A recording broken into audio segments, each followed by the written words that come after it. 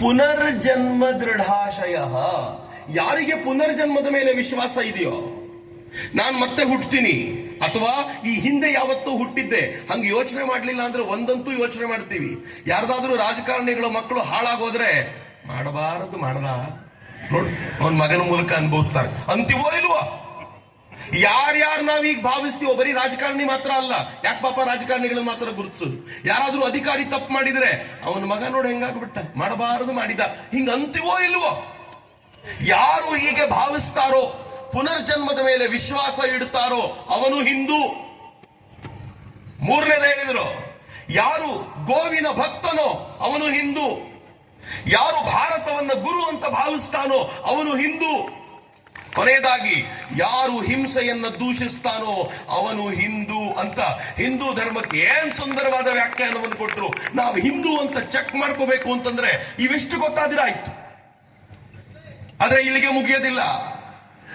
ಸಾವರ್ಕರ್ ಪದೇ ಪದೇ ಹೇಳಿದ್ರು, ಅಸಿಂಧು ಸಿಂಧು ಪರ್ಯಂತ ಯಸ್ಯ ಭಾರತ ಭೂಮಿಕಾ ಪಿತೃಭೂ ಪುಣ್ಯಭೂಶ್ಚೈವ ಸವೈ ಹಿಂದುರಿತ ಸ್ಮೃತಃ. ಆ ಹಿಮಾಲಯದಿಂದ ಹಿಡಿದು ಸಿಂಧು ಸಾಗರದವರೆಗಿನ ಈ ಅಪಾರವಾಗಿರುವಂತ ಭೂಮಿಯನ್ನ ಯಾರು ಪಿತೃಭೂಮಿ ಪುಣ್ಯಭೂಮಿ ಅಂತ ಭಾವಿಸ್ತಾರೋ ಅವನೇ ಹಿಂದೂ ಅಂತ ಸಾವರ್ಕರ್ ಹೇಳಿದ್ರು. ಏನ್ ಚಂದ, ಯಾರ್ಯಾರು ಹಿಂಗ್ ಭಾವಿಸ್ತಾರೋ ಅವರೆಲ್ಲರೂ ಹಿಂದೂಗಳೇ.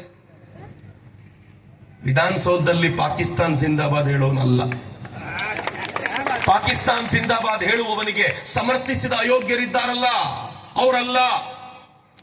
ಭಾರತವನ್ನ ಪುಣ್ಯಭೂಮಿ ಅಂತ ಭಾವಿಸುವವನು ಮಾತ್ರ ಹಿಂದೂ ಅಂತ ಸ್ಪಷ್ಟವಾಗಿರುವಂತ ದನಿಯಲ್ಲೇ ಹೇಳಿದ್ರು. ಜಗತ್ತಿನ ಯಾವ ಮೂಲೆಯಲ್ಲಾದ್ರೂ ಇರಲಿ, ಜಗತ್ತಿನ ಯಾವುದೋ ಮೂಲೆಯಲ್ಲಿರುವಂತ ಯಾವುದೋ ದೇಶದ ಅಧ್ಯಕ್ಷ ಭಾರತ ನನ್ನ ಪಾಲಿಗೆ ಪುಣ್ಯಭೂಮಿ ಅಂತ ಭಾವಿಸಿದ್ರೆ ಅವನು ಕೂಡ ನಮ್ಮ ದೃಷ್ಟಿಯಿಂದ ಹಿಂದುವೇ ಹೀಗಂತ ಹೇಳಿದವರು ನಾವು. ಇದು ಹಿಂದುತ್ವದ ವಿಸ್ತಾರವಾಗಿರುವಂತ ವ್ಯಾಖ್ಯೆ. ಆದ್ರೆ ದುರಂತ ಏನು ಅಂತಂದ್ರೆ, ಇಷ್ಟು ವಿಸ್ತಾರವಾಗಿರುವಂತ ಈ ಹಿಂದುತ್ವದ ನಡುವೆ ಜಾತಿಯ ಹೆಸರುಗಳಲ್ಲಿ ಡಿವೈಡ್ ಆಗ್ಬಿಟ್ವಲ್ಲ.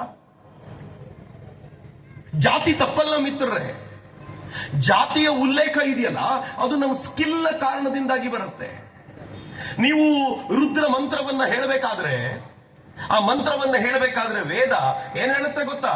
ರಥಕಾರೇಭ್ಯೋ ನಮಃ, ಕುಲಾಲೇಭ್ಯೋ ನಮಃ, ಕರ್ಮಾರೇಭ್ಯೋ ನಮಃ.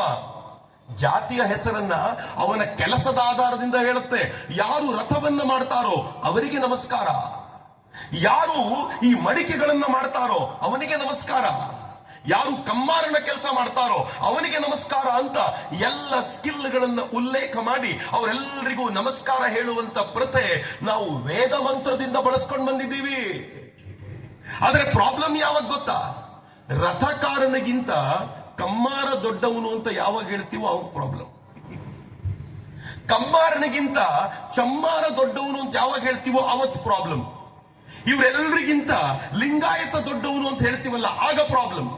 ಇವರೆಲ್ಲರಿಗಿಂತ ಕುರುಬ ದೊಡ್ಡವನು ಅಂತ ಹೇಳ್ತೀವಲ್ಲ ಆಗ ಪ್ರಾಬ್ಲಮ್. ಮೇಲು ಕೀಳು ಯಾವಾಗ ಬರುತ್ತೋ ಆಗ ಪ್ರಾಬ್ಲಮ್ ಶುರುವಾಗುತ್ತೆ. ಈ ದೇಶದಲ್ಲಿ ಮೇಲು ಕೀಳು ಇತ್ತ? ಒಂದು ದೇವಸ್ಥಾನ ನಿರ್ಮಾಣ ಮಾಡಬೇಕಾದ್ರೆ ಎಲ್ಲ ಜಾತಿಯ ಜನ ಇನ್ವಾಲ್ವ್ ಆಗ್ತಾರೆ. ಅದಕ್ಕೆ ಕಾರ್ಪೆಂಟರ್ ಬೇಕು, ಅದಕ್ಕೆ ಕಲ್ಲು ಕೆತ್ತುವವನು ಬೇಕು, ಅದಕ್ಕೆ ಸಿಮೆಂಟ್ ಹಾಕುವವನು ಬೇಕು, ಅದಕ್ಕೊಬ್ಬ ಪೂಜಾರಿ ಬೇಕು.